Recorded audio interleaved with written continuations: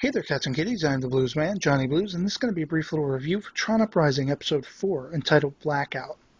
This episode sees Beck having to sabotage a huge industrial drill being used by Teslar's faction to sap the energy from Argon City and its citizens for their own uses, a result of which could be an explosion that would take out the entire city. All the while in Smallville, Clark's friend Pete, I'm sorry, that's meant to read, all the while in Argon City, Beck's friend Zed is lining up to take part in an underground race being held by some sketchy programs. It's interesting to note the parallels in the series between Beck and his alter ego, the Renegade, and the superhero archetype, particularly relating to the aforementioned Smallville. As much like Clark Kent, Beck isn't happy having to keep his being the Tron symbol-wearing Renegade a secret from his friends, as we see him tell his mentor, the real Tron, in this episode.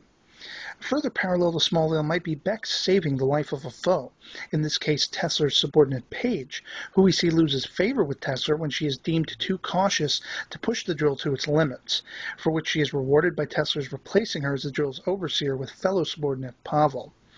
Beck and Paige don't really get along in the same kind of dynamic that Clark Kent and Lex Luthor did, but you can kind of see the potential for it to a degree, if not with Paige herself as a sort of admirational adversarial dynamic, then perhaps with Beck's friend Zed, whom by episode's end, after the power-sapping drill has been blamed on the Renegade and claimed stopped by Tesla in order to protect Argon's citizens, which actually has the majority of the city hailing Tesla as the hero, we find that Zed is approached by Paige, who is organizing a group specially tasked to go after the Renegade.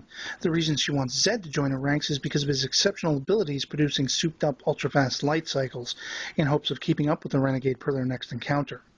Further parallel might be Tron's mentoring Beck to be the hero the grid so desperately needs, though his is hardly a disembodied voice concocted by a Kryptonian AI like Jor-El's was on Smallville.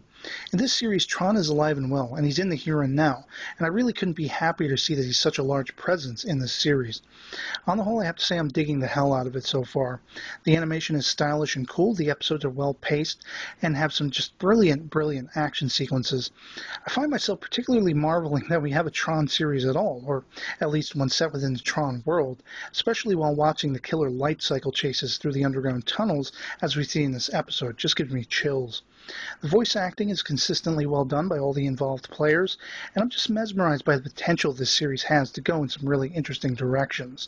And that's the thing. I'm just really hoping they will explore these possibilities. I don't want this to fall into a one-trick pony framework where, like Smallville's Freak of the Week plots, every single episode sees Beck having to stop some new dastardly invention from Teslar's faction. That threat should be somewhat relegated to the overall arc, but I'm sure there's a lot of fascinating things we have yet to see and experience in this intriguing world of the grid.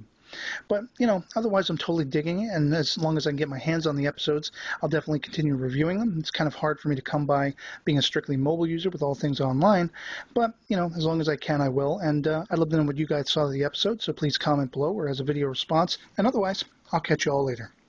Peace.